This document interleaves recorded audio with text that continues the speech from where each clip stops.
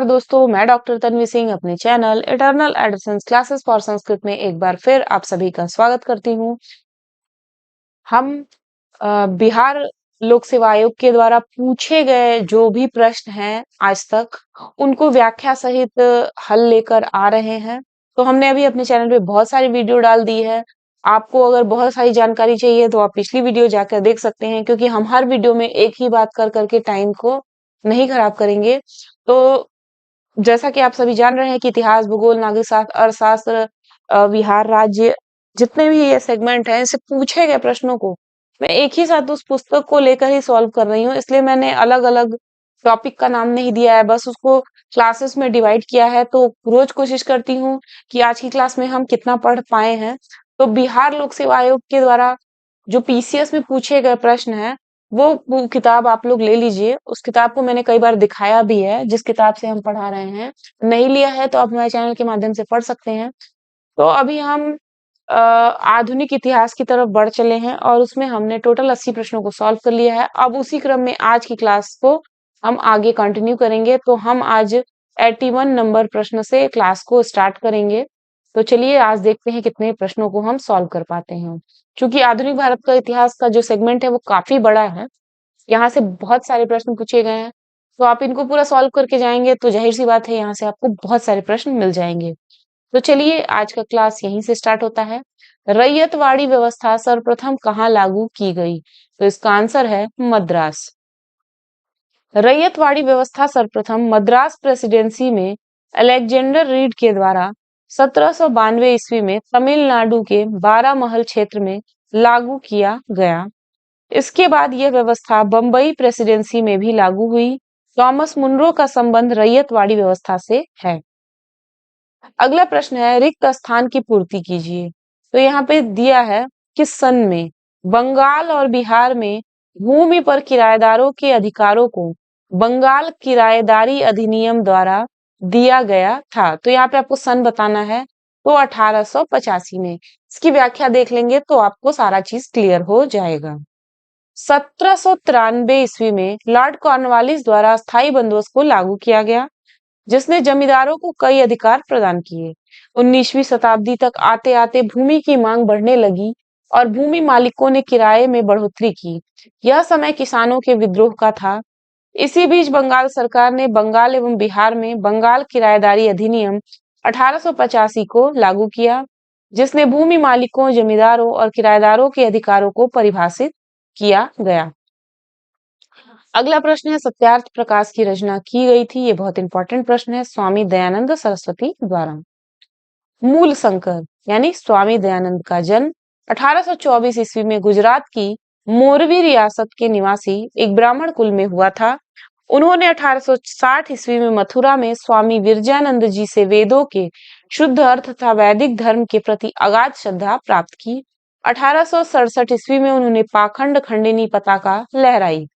1875 ईस्वी में उन्होंने बंबई में आर्य समाज की स्थापना की। उनके विचार उनकी प्रसिद्ध पुस्तक सत्यार्थ प्रकाश में वर्णित हैं। इनकी अन्य रचनाएं हैं पाखंड खंडन, वेद भाष्य भूमिका, ऋग्वेद भाष्य, अद्वैत मंत्र का खंडन, पंच महायज्ञ विधि तथा वल्लभाचार्य मत खंडन प्रमुख हैं। अगला प्रश्न है, अमृत बाजार पत्रिका की स्थापना किसने की थी?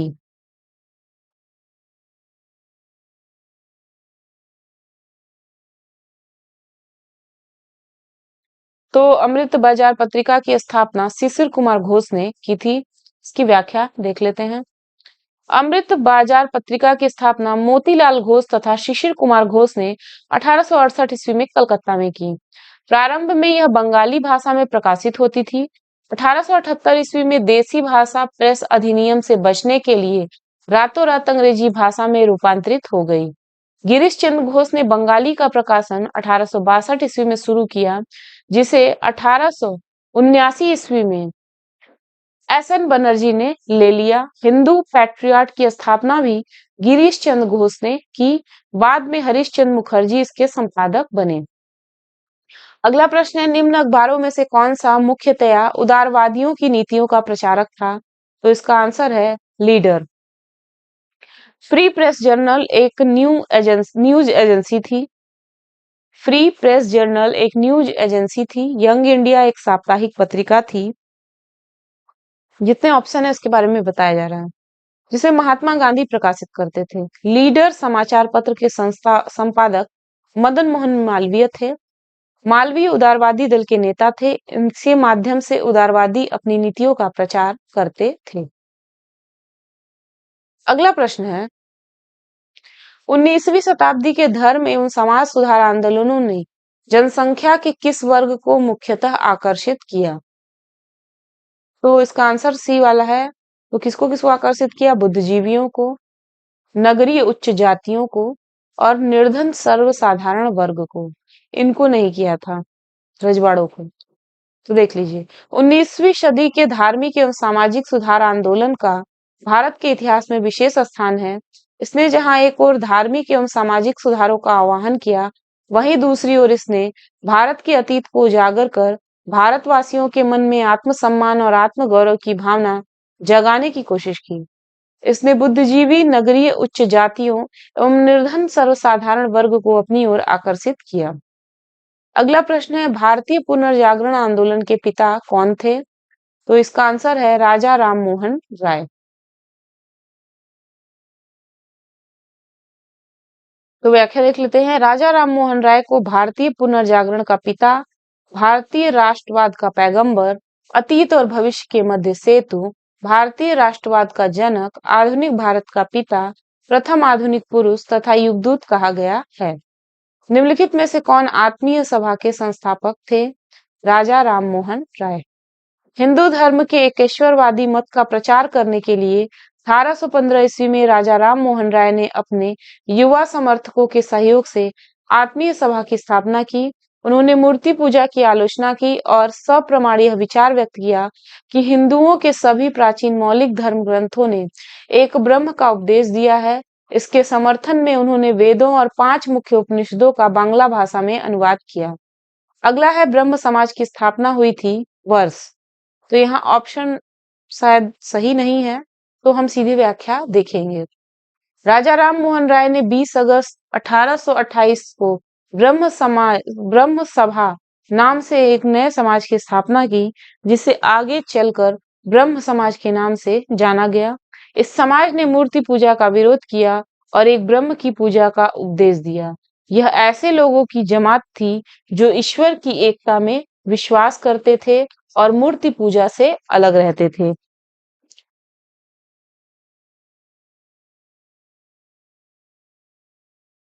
इस नवीन धर्म में सामाजिक रीति रिवाजों एवं धार्मिक कर्मकांडों के लिए कोई स्थान नहीं था।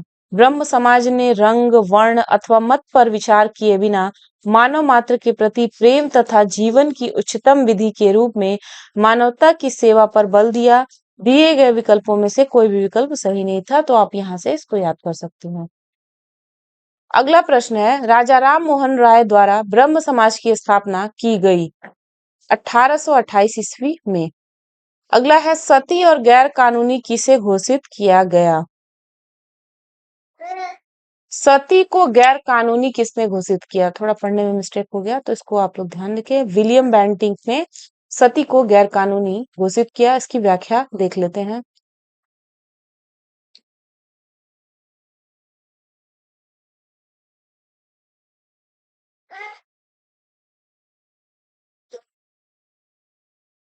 लॉर्ड विलियम बेंटिक ने दिसंबर 1829 में नियम 17 द्वारा सती प्रथा पर प्रतिबंध लगा दिया।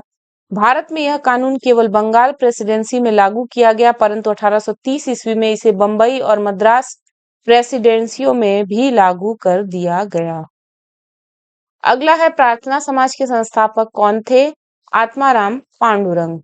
प्रार्थना समाज की स्थापना 1867 ईस्वी में बंबई में आचार्य केशव चंद्र सेन की प्रेरणा से आत्माराम पांडुरंग द्वारा की गई थी। महादेव गोविंद रानाडे इस संस्था से 1869 ईस्वी में जुड़े।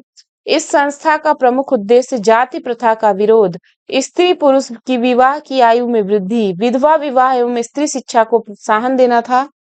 रानाडे का सामाजिक सुधार आंदोलन 19वीं शताब्दी के अंत तक सफलतापूर्वक जारी रहा। अगला प्रश्न है, 19वीं शताब्दी के उत्तरार्ध में नव हिंदूवाद के सर्वश्रेष्ठ प्रतिनिधि थे। स्वामी विवेकानंद। स्वामी विवेकानंद ने 1897 ईस्वी में रामकृष्ण मिशन की स्थापना अपने गुरु की स्मृति में की थी।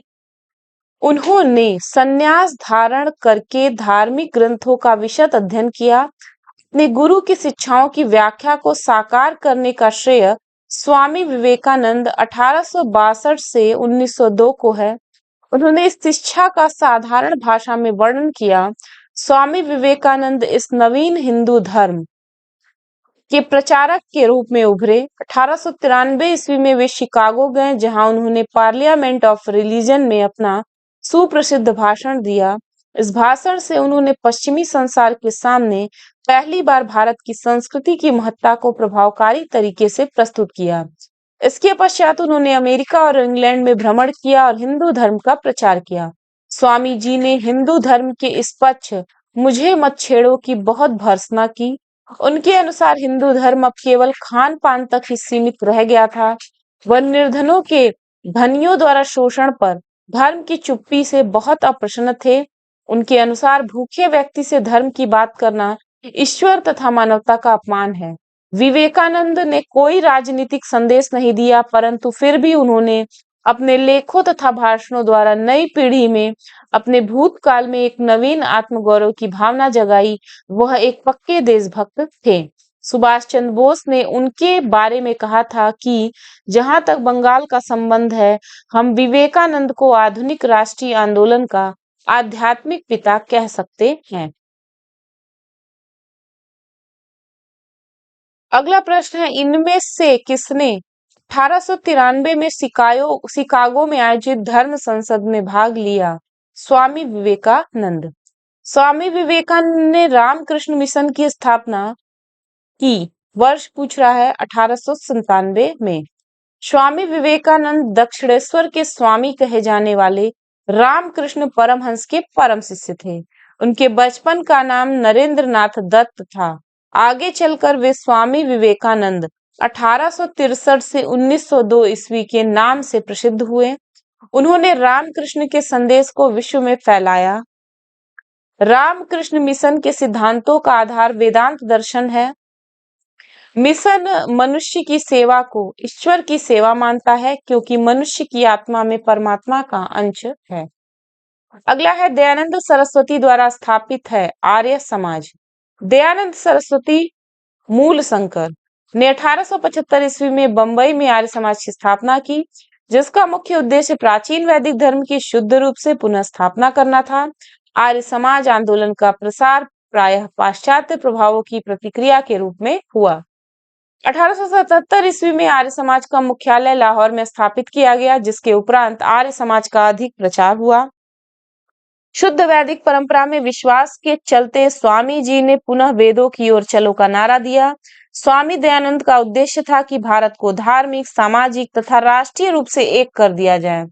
धार्मिक क्षेत्र में वह मूर्ति पूजा, बहुदेववाद, अवतारवाद, पशु बलि, श्रद्धा, तंत्र मंत्र तथा झूठे कर्मकांडों को स्वीकार करते थे। वह वेदों को ईश्वरीय ज्ञान मानते थे तथा उपनिषद काल तक के साहित्य को स्वीकार करते थे। आर्य समाज के नियम तथा सिद्धांत सबसे पहले बंबई में गठित किए गए, पुनः उसे 1870 ईस्वी में लाहौर में संपादित कर एक निश्चित रूप दिया गया। आर्य समाज का प्रचार प्रसार पंजाब में अत्यधिक सफल रहा तथा कुछ सीमा तक उत्तर प्रदेश, गुजरात तथा राजस्थान में भी इसे सफलता मिली। महात्मा हंसराज पंडित, गुरुदत्त, लाला लाजपत राय तथा स्वामी श्रद्धानंद इसके विशिष्ट कार्यकर्ताओं में से थे।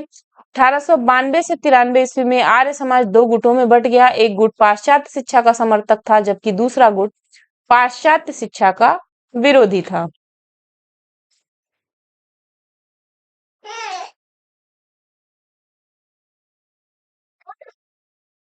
पाश्चात्य शिक्षा के विरोधियों में स्वामी श्रद्धानंद, लेखराज और मुंशी राम प्रमुख थे। इन लोगों ने वर्ष 1902 में गुरुकुल की स्थापना की। पाश्चात्य शिक्षा के समर्थकों में लाला लाजपत राय तथा हंसराज प्रमुख थे। इन लोगों ने दयानंद एग्लो कॉलेज की स्थापना की। किसने 1873 में सत्य शोधक समाज की स्थापना की? तो इसका आंसर है ज्योतिबा फुले। 1873 ईस्वी में सत्यशोधक समाज की स्थापना ज्योतिबा फुले ने की थी। इनका जन्म 1827 ईस्वी में एक माली के घर में हुआ था। इन्होंने शक्तिशाली गैर ब्राह्मण आंदोलन का संचालन किया। इन्होंने अपनी पुस्तक गुलामगिरी 1872 ईस्वी में एवं अपने संगठन सत्यशोधक समाज के द्वारा पाखंडी ब्राह्मणों एवं उनके अवसरवादी धर्म ग्रंथों से निम्न जातियों की रक्षा की आवश्यकता पर बल दिया। सत्यशोधक समाज की स्थापना किसने की थी? तो इसका आंसर है ज्योतिबा फुले। अगला है थियोसोफिकल सोसाइटी की स्थापना किसने की थी? Madam HP ब्लावेट्स्की। थियोसोफिकल सोसाइटी की स्थापना एक रूसी महिला मैडम HP ब्लावेट्स्की, अमेरिकी सैनिक अधिकारी कर्नल अल्काट विलियम क्वान जज एवं अन्य द्वारा 1875 ईस्वी में न्यूयॉर्क में की गई थी। इस सोसाइटी के संस्थापक 1882 ईस्वी में मद्रास के पास अड्यार नामक स्थान पर सोसाइटी का मुख्यालय स्थापित किए, जो बाद में इसका अंतर्राष्ट्रीय कार्यालय बना। इसका मुख्य उद्देश्य प्राचीन हिंदू धर्म में लोगों के आत्मविश्वास को जगाना और बढ़ाना तथा धर्म को समाज सेवा का मुख्य आधार बनाना था। जबकि राजा राम मोहन राय द्वारा 1828 ईस्वी में ब्रह्म समाज एवं स्वामी विवेकानंद द्वारा 1857 ईस्वी में रामकृष्ण मिशन की स्थापना की गई। भारतीय राष्ट्रीय कांग्रेस की प्रथम महिला अध्यक्ष कौन थी? तो आप लोग सब जानते ही हैं, श्रीमती एनी बेसेंट। की व्याख्या देख लेते हैं। एनी बेसेंट आंग्ल आयरलैंड से थी। वे वर्ष 1907 से 1933 तक थियोसोफिकल सोसाइटी की प्रधान रहीं। वर्ष 1916 में होम रूल लीग का गठन किया तथा वर्ष 1917 में भारतीय राष्ट्रीय कांग्रेस की पहली महिला अध्यक्ष बनी। वर्ष 1925 में कानपुर में हुए भारतीय राष्ट्रीय कांग्रेस के 40वें अधिवेशन में सरोजनी नायडू कांग्रेस की प्रथम भारतीय महिला अध्यक्ष तथा दूसरी महिला अध्यक्ष बनी। ठीक है, तो भारतीय प्रथम महिला अध्यक्ष पूछेगा तो एनी बेसेंट, और प्रथम भारतीय महिला अध्यक्ष पूछेगा तो सरोजनी नायडू। भारतीय राष्ट्रीय कांग्रेस की प्रथम महिला अध्यक्ष कौन थी? Annie Besant. भारत में नारी आंदोलन इनकी प्रेरणा से प्रारंभ हुआ, तो इसका आंसर है ज्योतिबा फुले। देखिए, प्रश्नगत विकल्पों में भारत में नारी आंदोलन ज्योतिबा फुले की प्रेरणा से प्रारंभ हुआ।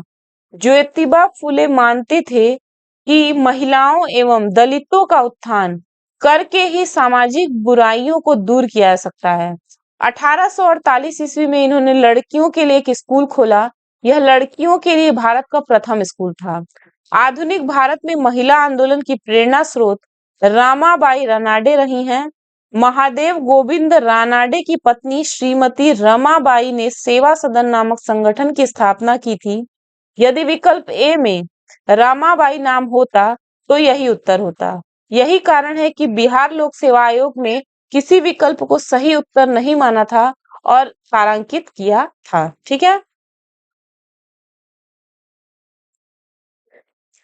अगला है प्रार्थना समाज, यंग इंडिया, लोक हितवादी, सत्यशोधक समाज, रहनुमाई मज देवसन सभा के लिए निम्न विकल्पों में से सही संयोजन पहचानिए। तो हम सीधे इसका ऑप्शन देख लेते हैं।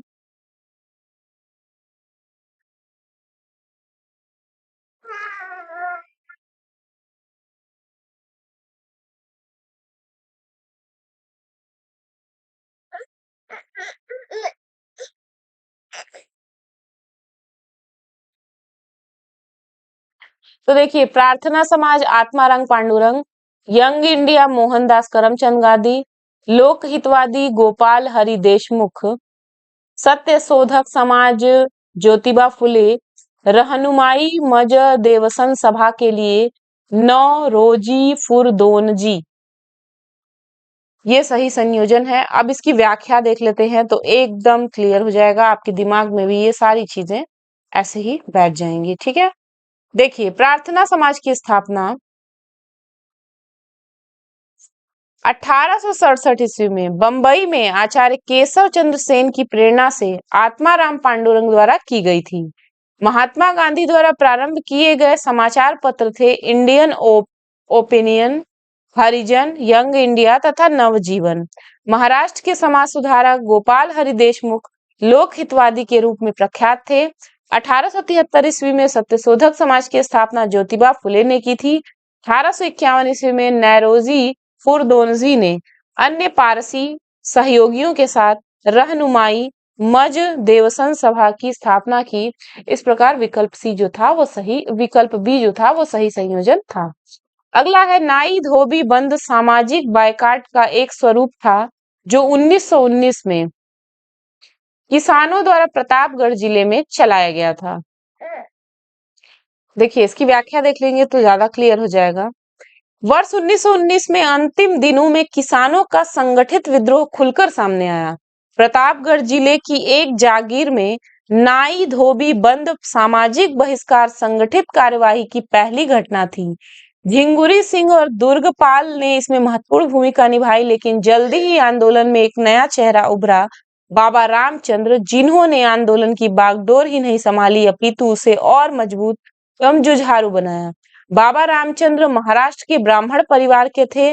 वर्ष 1920 के मध्य में वे एक किसान नेता के रूप में उभरे। उन्होंने अवध के किसानों को संगठित करना शुरू किया। उनमें संगठन की अद्भुत क्षमता थी।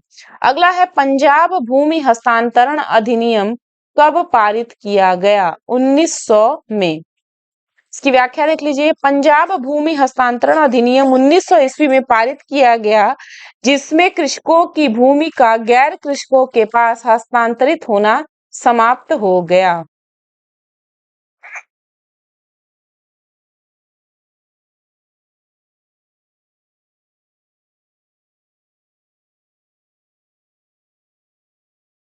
अगला प्रश्न है अवध के एका आंदोलन का उद्देश्य क्या था?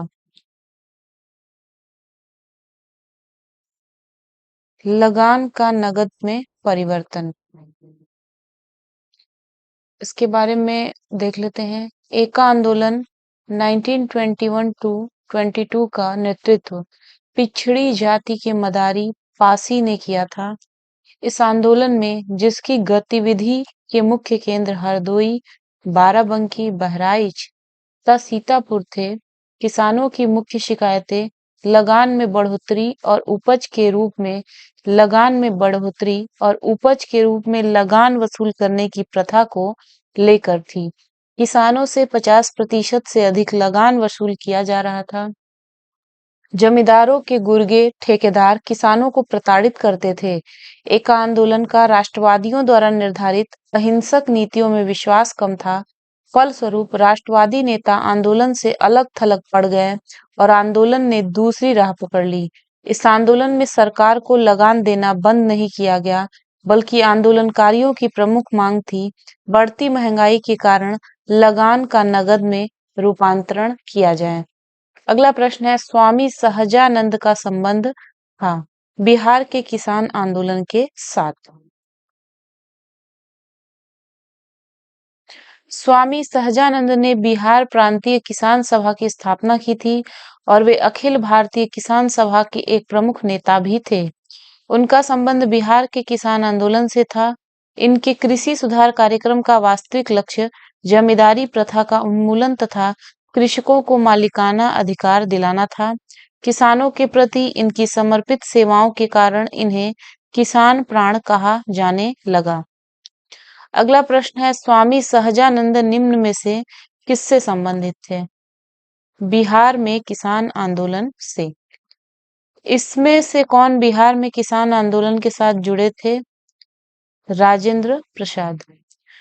राजेंद्र प्रसाद बिहार में किसान आंदोलन से जुड़े थे। वे सितंबर 1946 में घटित अंतरिम सरकार में खाद्य एवं कृषि मंत्री थे। ये संविधान सभा के अध्यक्ष थे। संविधान लागू होने के बाद भारत के प्रथम राष्ट्रपति बने।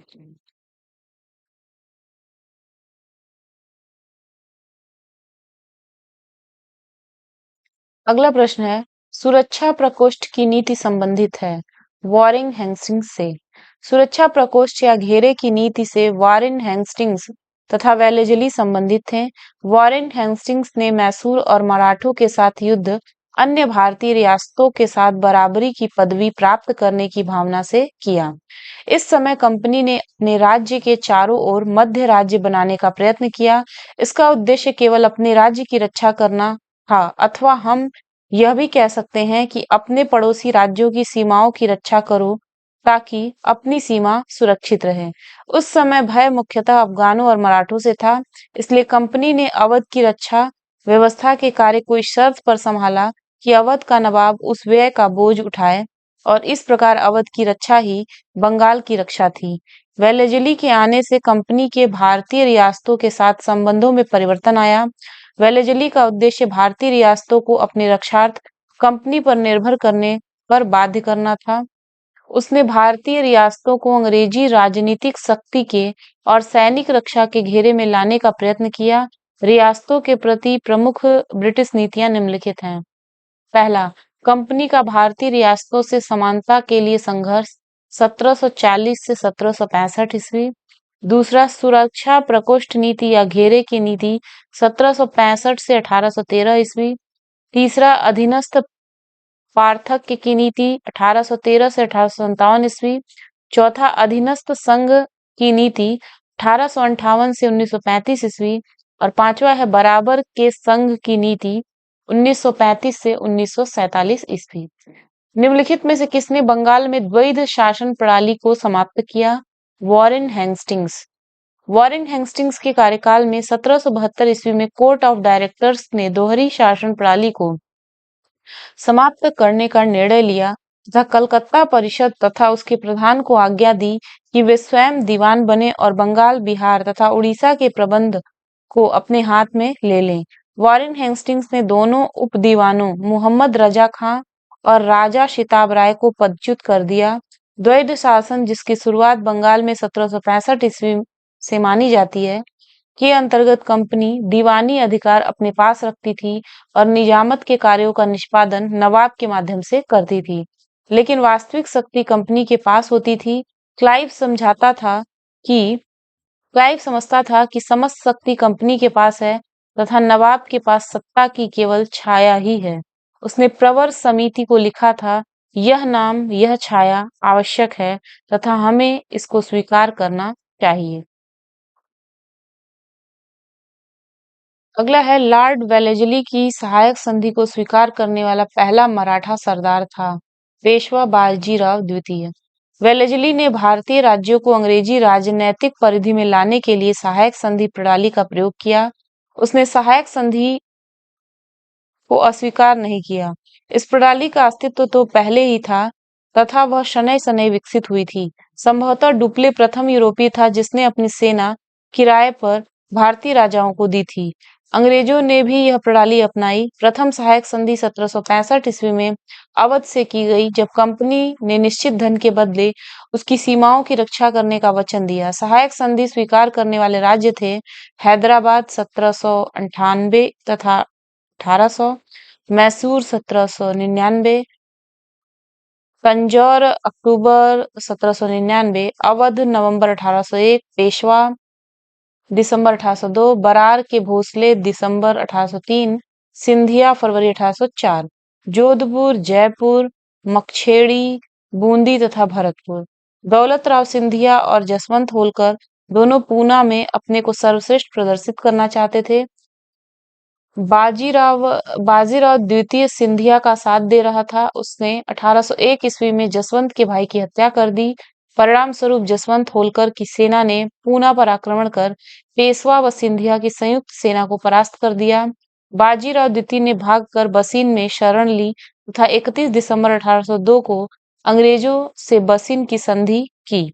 संधि के अनुसार पेशवा बाजीराव द्वितीय ने अंग्रेजों की संरक्षिता स्वीकार कर ली। इस संधि को मराठों द्वारा अंग्रेजों के साथ की गई प्रथम सहायक संधि की संज्ञा दी गई। अगला प्रश्न है, महारानी विक्टोरिया को भारत की साम्राज्ञी नियुक्त किया गया 1877 में। ब्रिटिश संसद ने एक राजपाधी अधिनियम पारित किया जिससे महारानी विक्टोरिया को कैसर-ए-हिंद की उपाधि से विभूषित किया गया। लॉर्ड लीटन ने 1 जनवरी 1870 को दिल्ली में एक वैभवशाली दरबार का आयोजन करके उस उपाधि की घोषणा की। इस समय दक्कन में भीषण अकाल 1877 में पड़ा था। सरकार ने झूठे आडंबर और वैभव पर करोड़ों रुपया व्यय किया, विशेषकर उस समय जब लोग भूखे मर रहे थे। आरजी प्रधान के अनुसार इस राज उपाधि अधिनियम और दिल्ली दरबार से एक राष्ट्रीय अपमान की गुप्त भावना सी जनता में फैल गई। कलकत्ता की एक पत्रिका ने इसकी तुलना उस घटना से की जब नीरो बंसी बजा रहा था और रोम जल रहा था। अगला है बम्बई प्रेसिडेंसी एसोसिएशन की स्थापना किसने की थी?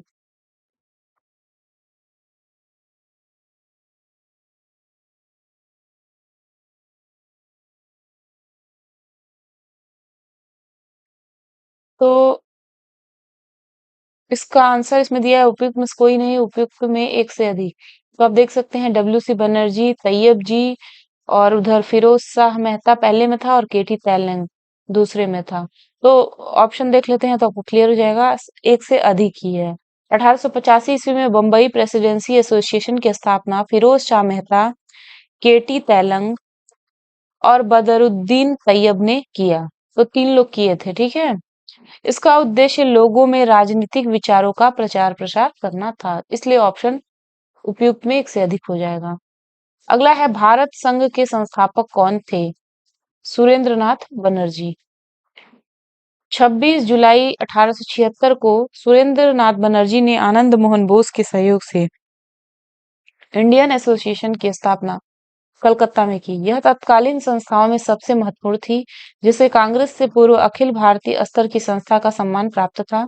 इस संस्था ने सिविल सेवा परीक्षा प्रणाली में सुधार की मांग तथा इल्बर्ट बिल जैसे विवादों को लेकर आंदोलन चलाया। इंडियन एसोसिएशन भारत संघ में जमींदारों के स्थान पर मध्यम वर्ग को प्रधानता दी गई थी। अगला है 1876 ईस्वी में इंडियन एसोसिएशन की स्थापना किसने की थी? तो सुरेंद्रनाथ बनर्जी ने। अगला प्रश्न है राष्ट्रीय कांग्रेस से पूर्व सबसे प्रमुख संस्था थी इंडियन एसोसिएशन ऑफ कलकत्ता। 26 जुलाई 1876 को सुरेंद्रनाथ बनर्जी ने आनंद मोहन बोस के सहयोग से इंडियन एसोसिएशन या भारत संघ की स्थापना कलकत्ता में की। यह तत्कालीन राजनीतिक संस्थाओं में सबसे प्रमुख एवं महत्वपूर्ण थी, जिसे कांग्रेस से पूर्व अखिल भारतीय स्तर की संस्था का सम्मान प्राप्त था। इस संस्था ने सिविल सेवा परीक्षा प्रणाली में सुधार की मांग तथा एल्बर्ट बिल विवाद जैसे मामलों को लेकर आंदोलन चलाया। इंडियन एसोसिएशन भारत संघ में जमींदारों के स्थान पर मध्यम वर्ग को प्रधानता दी गई थी। अगला प्रश्न है सुरेंद्रनाथ बनर्जी को किस वर्ष भारतीय सिविल सर्विसेज से हटाया गया? 1874 ईस्वी। सुरेंद्रनाथ बनर्जी द्वितीय भारतीय थे जिन्होंने आईसीएस परीक्षा उत्तीर्ण की थी। इनकी प्रथम नियुक्ति सिलहट बांग्लादेश में असिस्टेंट मजिस्ट्रेट के पद पर हुई थी। यहीं पर मामूली भूल की वजह से 1874 ईस्वी में इन्हें पद से हटाया गया। अगला है राजनैतिक सुधारों को लेकर विरोध करने वाले पहले भारतीय कौन थे? राम मोहन राय। राजनैतिक सुधारों को लेकर विरोध करने वाले पहले भारतीय राजा राम मोहन राय थे। उन्होंने मानव अधिकारों, लोकतांत्रिक मूल्यों के विकास पर कई लेख लिखे। विपिन चंद्र पाल ने लिखा कि भारत में राजनीतिक स्वतंत्रता का संदेश सबसे पहले राजा राम मोहन राय ने दिया था। कुछ इतिहासकार सुरेंद्रनाथ बनर्जी को राजनैतिक सुधारों के लिए आंदोलन करने वाले प्रथम भारतीय मानते हैं। अगला प्रश्न है मद्रास महाजन सभा की स्थापना की गई थी। तो यहाँ पे ऑप्शन जो दिया है उसमें स्टार लगा है, तो यहाँ पे यानी सही ऑप्शन नहीं है। तो सही ऑप्शन हम देख लेते हैं व्याख्या में। मद्रास महाजन सभा की स्थापना मई 1884 में बी राघवाचारी, जी सुब्रमण्यम तथा पी आनंद चार्लू द्वारा की गई थी। तो 1884 किसी भी ऑप्शन में नहीं दिया हुआ है। भारतीय राष्ट्रीय कांग्रेस के प्रथम अधिवेशन में कितने प्रतिनिधियों ने भाग लिया था? तो आंसर होगा 72। भारतीय राष्ट्रीय कांग्रेस की स्थापना 1885 ईस्वी में ए.ओ. ह्यूम द्वारा की गई थी, जो एक अवकाश प्राप्त अंग्रेज अधिकारी थे। इसका पहला अधिवेशन 28 दिसंबर 1885 को बंबई स्थित गोकुलदास तेजपाल संस्कृत विद्यालय में आयोजित किया गया। इसमें कुल 72 प्रतिनिधियों ने भाग लिया। भारतीय राष्ट्रीय कांग्रेस के पहले अधिवेशन की अध्यक्षता वेमेश चंद्र बनर्जी डब्ल्यू.सी. बनर्जी ने की थी तथा इसके प्रथम महासचिव स्वयं ए.ओ. ह्यूम थे।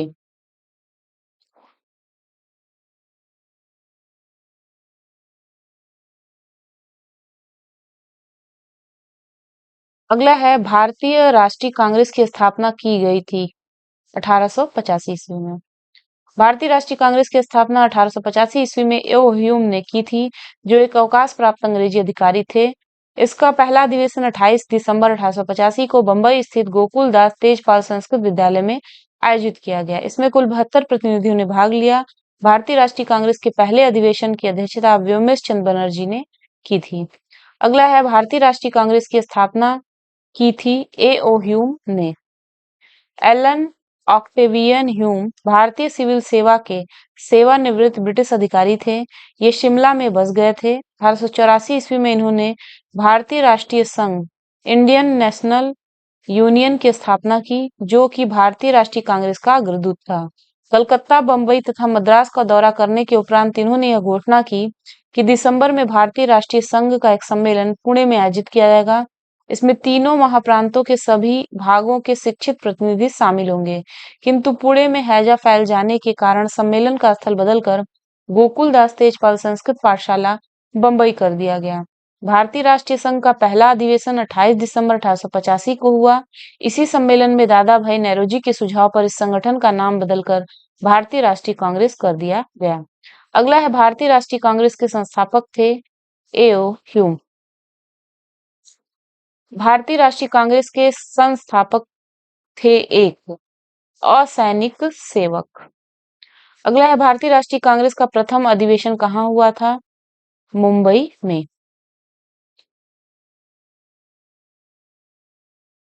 भारतीय राष्ट्रीय कांग्रेस का प्रथम अधिवेशन 28 दिसंबर 1885 को तेजपाल संस्कृत पाठशाला बंबई अब मुंबई में हुआ।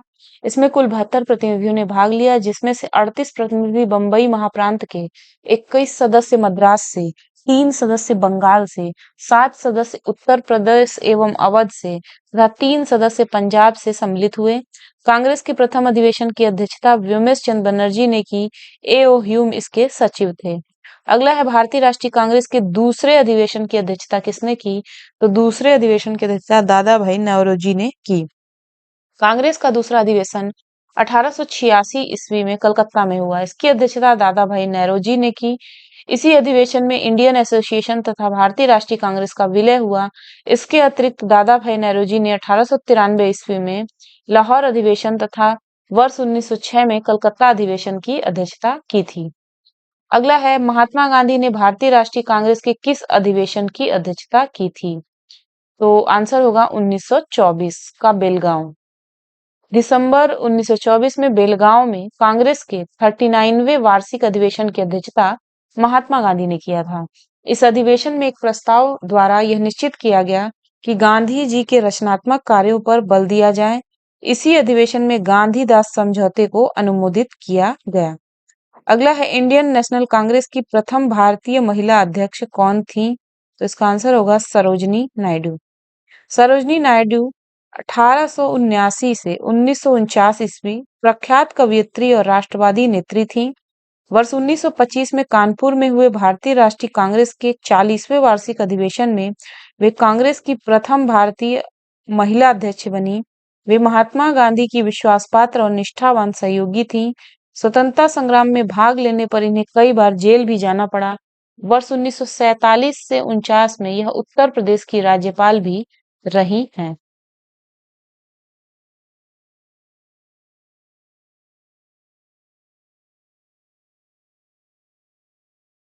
अगला है भारतीय राष्ट्रीय कांग्रेस का 27वां अधिवेशन किस स्थान पर हुआ था? बांकीपुर। भारतीय राष्ट्रीय कांग्रेस का 27वां अधिवेशन दिसंबर 1912 में बांकीपुर बिहार में संपन्न हुआ। ये क्वेश्चन इंपॉर्टेंट है, तो इसको आप लोग ध्यान दीजिएगा थोड़ा ज्यादा। इस अधिवेशन की अध्यक्षता आर एन मुधोलकर ने की थी। इसी अधिवेशन में ए ओ ह्यूम को कांग्रेस का पिता कहा गया। अगला है पुस्तक poverty and un British rule in India किसने लिखी? Dadabhai Naoroji. Poverty and un British rule in India नामक पुस्तक के लेखक दादा भाई नौरोजी थे। अगला है किसने कहा था कांग्रेस आंदोलन न तो लोगों द्वारा प्रेरित था, न ही यह उनके द्वारा सोचा या योजनाबद्ध किया गया था? सर सैयद अहमद। 1888 ईस्वी में सर सैयद अहमद खान ने एक संयुक्त भारतीय राजभक्त सभा बनाई, जिसका स्पष्ट उद्देश्य कांग्रेस के प्रचार को निष्फल बनाना था और लोगों को कांग्रेस से दूर रखना था। सैयद अहमद खान ने कहा था, कांग्रेस आंदोलन न तो लोगों द्वारा प्रेरित था, न ही यह उनके द्वारा सोचा या योजनाबद्ध किया गया था। अगला है, मुझे विश्वास है कि कांग्रेस अपने विनाश की तरफ जा रही है और मेरी यह बड़ी इच्छा भारत में रहते होगी कि इसके शांतिप्रिय निधन के लिए इसका सहायक बनूं। यह किसने लिखा? Lord Curzon.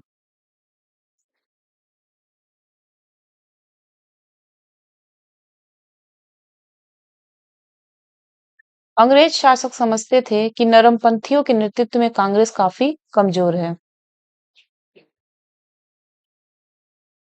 जनता में इसकी पैठ नहीं है, अतः इसे खत्म किया जा सकता है। इस नीति के सबसे बड़े प्रवक्ता थे लॉर्ड कर्जन। वर्ष 1900 में कर्जन ने कहा था, मुझे विश्वास है कि कांग्रेस अपने विनाश की तरफ जा रही है और मेरी यह बड़ी इच्छा भारत में रहते होगी कि इसके शांतिप्रिय निधन के लिए इसका सहायक बनूं। वर्ष 1903 में उन्होंने मद्रास के गवर्नर को लिखा, जब से मैं भारत आया हूं, मेरी नीति यही रही है कि किसी भी तरह कांग्रेस को नपुंसक बना दूं। कर्जन ने कांग्रेस अध्यक्ष के नेतृत्व में प्रतिनिधि मंडल से मिलने से इनकार कर दिया था। अगला है, निम्न में से किस वायसराय के कार्यकाल में भारतीयों को राय बहादुर और खान बहादुर उपाधियां प्रदान करना प्रारंभ हुआ? Lord Lytton. लॉर्ड लीटन के कार्यकाल में भारतीयों को राय बहादुर और खान बहादुर की उपाधियां प्रदान करना प्रारंभ हुआ। वर्नाक्यूलर प्रेस एक्ट 1878 ईस्वी में लॉर्ड लीटन के काल में पारित किया गया। अगला है, अधिकतर नरमपंथी नेता। एक मिनट। अधिकतर नरमपंथी नेता थे शहरी क्षेत्रों से। उदारवादी राजनीति या राजनीतिक भिक्षावृत्ति के युग में अधिकांश नरमपंथी नेता यथा दादा भाई नौरोजी, फिरोज शाह मेहता, दिनसा वाचा, व्योमेश बनर्जी, सुरेंद्र नाथ बनर्जी जैसे नेता शहरी क्षेत्रों से संबद्ध थे। इस काल में कांग्रेस पर समृद्धशाली मध्यम वर्गीय बुद्धिजीवियों का, जिनमें वकील, डॉक्टर, इंजीनियर, पत्रकार एवं साहित्यिक व्यक्ति सम्मिलित थे, का अधिकार था। उपाधियां और बड़े बड़े पद इन लोगों के लिए आकर्षण रखते थे। कांग्रेस में आने वाले ये प्रतिनिधि बड़े बड़े नगरों से आते थे और जनसाधारण से इनका कोई संपर्क नहीं था। फिरोज शाह मेहता ने स्वयं कहा था, कांग्रेस की आवाज जनता की आवाज नहीं है, परंतु उनके साथ रहने वाले अन्य देशवासियों का यह कर्तव्य है कि वे इनकी भावनाओं को समझें और उन्हें व्यक्त करें और उनके उपचार का प्रयत्न करें।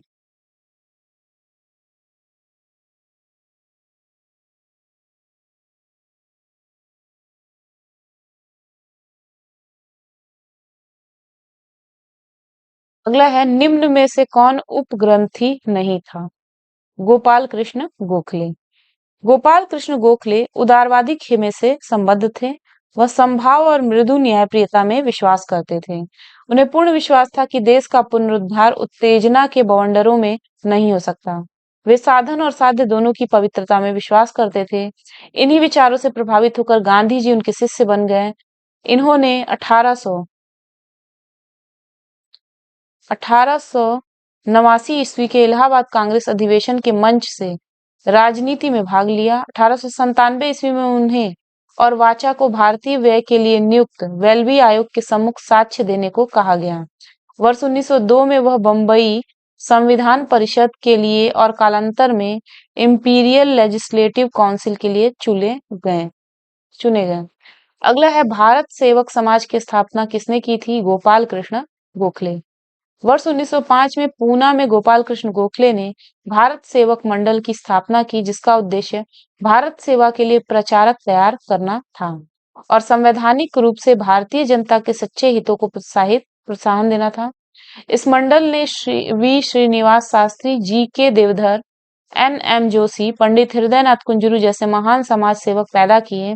MC तलवाड़, BN राव तथा अल्लादी कृष्णा स्वामी अय्यर इसके प्रख्यात सदस्य थे। अगला है, 1905 ईस्वी में सर्वेंट्स ऑफ इंडिया सोसाइटी की स्थापना किसके द्वारा की गई? तो इसका आंसर है गोपाल कृष्ण गोखले।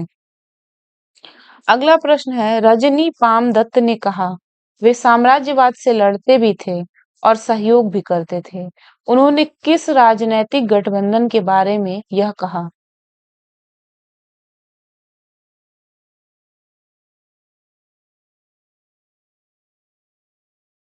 भारतीय राष्ट्रीय कांग्रेस के बारे में कहा। रजनी पामदत्त ने यह कथन भारतीय राष्ट्रीय कांग्रेस के बारे में कहा था। कांग्रेस कई अवसरों पर अंग्रेजी हुकूमत के साथ सहयोग भी करती थी, जैसे प्रथम विश्व युद्ध में भारतीय सहयोग हो या गांधी इरविन वार्ता हो। इसके अतिरिक्त भारतीय राष्ट्रीय कांग्रेस ने साम्राज्यवाद का विरोध करते हुए अंग्रेजों से आजादी की लड़ाई लड़ते हुए देश को स्वतंत्र भी कराया।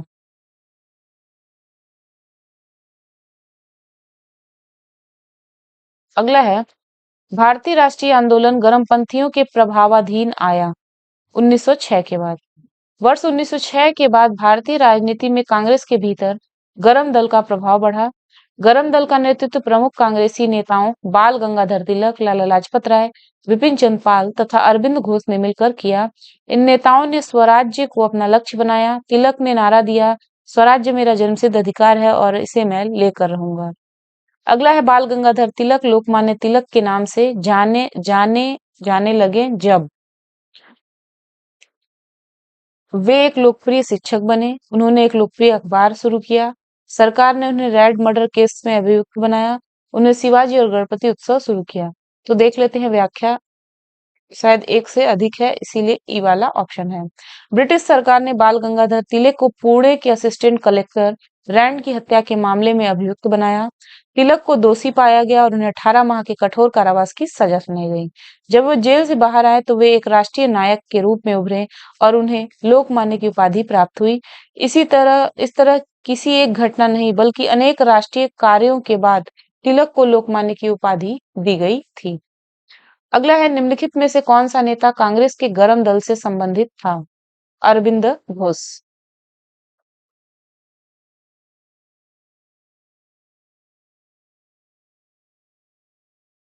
अरविंद घोष कांग्रेस के गरम दल के नेता थे। वह गरम दल के चार स्तंभों लाला लाजपत राय, बाल गंगाधर तिलक, विपिन चंद्रपाल और अरविंद घोष में से एक थे। 1893 से 94 ईस्वी में अपने लेख में उन्होंने कहा था कि कांग्रेस श्रमिक वर्ग से दूर है, अराष्ट्रवादी है और पूर्णतः असफल रही है और इसकी शासकों को अप्रसन्न करने के भय से स्पष्ट न कहने की नीति को कायरता की संज्ञा दी। इसके अनुसार कांग्रेस क्षय रोग से मरने वाली है। वर्ष 1908 में पुलिस द्वारा मणिक तल्ला उद्यान में छापा मारकर जिन 34 लोगों को गिरफ्तार किया गया, उनमें अरविंद घोष भी थे। सभी के ऊपर अलीपुर षड्यंत्र करने के मामले में मुकदमा चला। अरविंद घोष को 1 वर्ष की सजा हुई, किंतु बाद में साक्ष्य के अभाव में उन्हें छोड़ दिया गया। कालांतर में वे आतंकवादी क्रियाकलापों से अलग होकर सन्यासी बन गए तथा पौंडीचेरी चले गए। अगला है, नेशनल काउंसिल ऑफ एजुकेशन की स्थापना कब हुई? 15 अगस्त 1906। राष्ट्रीय शिक्षा के क्षेत्र में सर्वप्रथम 8 नवंबर 1905 को रंगपुर नेशनल स्कूल की स्थापना हुई। 16 नवंबर 1905 में कलकत्ता में एक सम्मेलन का आयोजन किया गया। इस सम्मेलन में राष्ट्रीय साहित्यिक, वैज्ञानिक और तकनीकी शिक्षा देने के लिए राष्ट्रीय शिक्षा परिषद नेशनल काउंसिल ऑफ एजुकेशन स्थापित करने का फैसला हुआ। 15 अगस्त 1906 को सद्गुरुदास बनर्जी द्वारा राष्ट्रीय शिक्षा परिषद की स्थापना की गई। अगला है, राष्ट्रीय आंदोलन में निम्न में से किसको नरम दलीय के तौर पर नहीं जाना जाता? बाल गंगाधर तिलक को। उग्रवाद के चार प्रमुख स्तंभ लाला लाजपत राय, बाल गंगाधर तिलक, विपिन चंद्रपाल और अरविंद घोष में बाल गंगाधर तिलक इस विचारधारा के अग्रदूत थे। उन्होंने कांग्रेस की अनुनय विनय नीति की आलोचना की। तिलक ने कांग्रेस के बारे में कहा था कि यदि हम वर्ष में एक बार मेढक की तरह टर्राएं हैं तो हमें कुछ नहीं मिलेगा। दादा भाई नेहरूजी तथा गोपाल कृष्ण गोखले कांग्रेस के उदारवादी दल के नेता थे, जबकि एमजी रानाडे समाज सुधारक थे। अगला है, कांग्रेस के नरम दल के नेताओं की आंदोलन की पद्धति थी।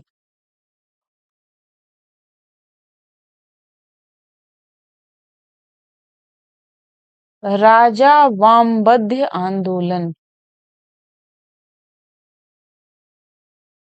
कांग्रेस के नरम दिल के नेताओं की आंदोलन की प्रमुख पद्धति राज वामबद्ध आंदोलन अर्थात प्रशासन में भारतीयों की भागीदारी की मांग तथा जनता में राजनीतिक जागरूकता उत्पन्न करना था। अगला है, शेर ए पंजाब के नाम से इसमें से कौन मशहूर थे? लाला लाजपत राय। लाला लाजपत राय शेर ए पंजाब के नाम से भी जाने जाते थे। ये भारतीय राष्ट्रीय कांग्रेस में गरम दल के नेता तथा पूरे पंजाब के प्रतिनिधि थे।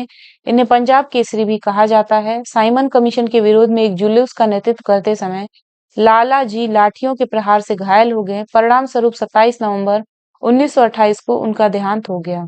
अगला है, अभिनव भारत में से कौन संबंधित है? वीडी सावरकर। अभिनव भारत, इसकी स्थापना हुई थी 1904 में। स्थान था नासिक, महाराष्ट्र। संस्थापक थे वीडी सावरकर। वीडी सावरकर विनायक दामोदर सावरकर द्वारा 1899 ईस्वी में स्थापित मित्र मेला ही वर्ष 1904 में एक गुप्त सभा अभिनव भारत में परिवर्तित हो गई। अगला है मुजफ्फरपुर में किंग्सफोर्ड की हत्या का प्रयास कब किया गया था? 1908 में।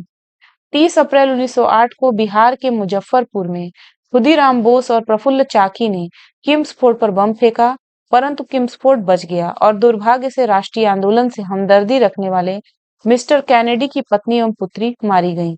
प्रफुल्ल चाकी ने पुलिस से बचने के लिए आत्महत्या कर ली तथा खुदीराम बोस को गिरफ्तार कर फांसी दे दी गई।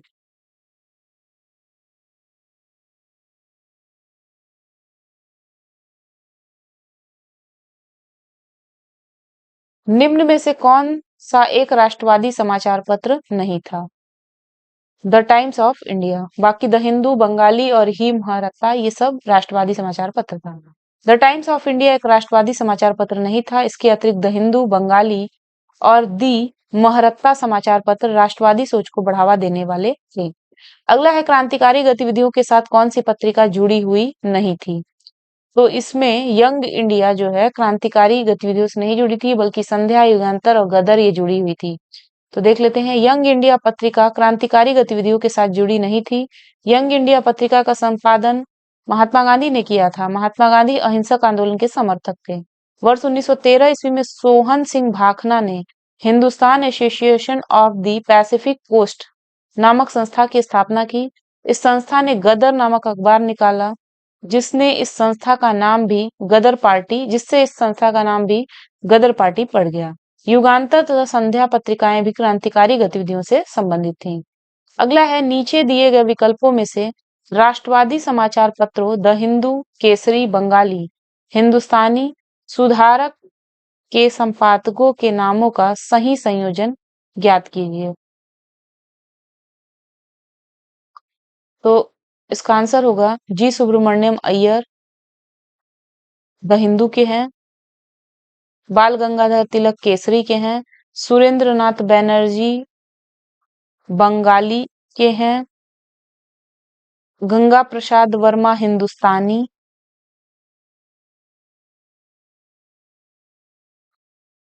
इसको सीधे सीधे यहाँ व्याख्या में आप लोग देख लीजिए। द हिंदू के हैं जी सुब्रमण्यम अय्यर, केसरी के हैं बाल गंगाधर तिलक, बंगाली के हैं सुरेंद्र नाथ बनर्जी, हिंदुस्तानी के हैं गंगा प्रसाद वर्मा और सुधारक के हैं गोपाल कृष्ण गोखले। ठीक है, तो आज की क्लास को हम यहीं पे समाप्त करेंगे, क्योंकि क्लास बहुत लंबी हो गई है, फिर आपको बहुत ज्यादा रुक रुक के पढ़ना पड़ेगा। इसलिए आज की क्लास को हम यहीं पे समाप्त करते हैं। अगली वीडियो हम लेकर आएंगे। अभी आधुनिक भारत का इतिहास ही चल रहा है, क्योंकि आधुनिक भारत के इतिहास से बहुत सारे प्रश्न बनते हैं, तो ये थोड़ा सा लंबा हो गया है। तो इसको अभी इसमें बहुत सारे प्रश्न बचे हैं सॉल्व करने के लिए, तो आप लोग बने रहिएगा। हम अगला वीडियो जल्दी ही लेकर आएंगे और जल्दी जल्दी प्रश्नों को सॉल्व कर लेंगे। तो मिलते हैं अगले वीडियो के साथ अगली क्लास में। तब तक के लिए नमस्कार, धन्यवाद।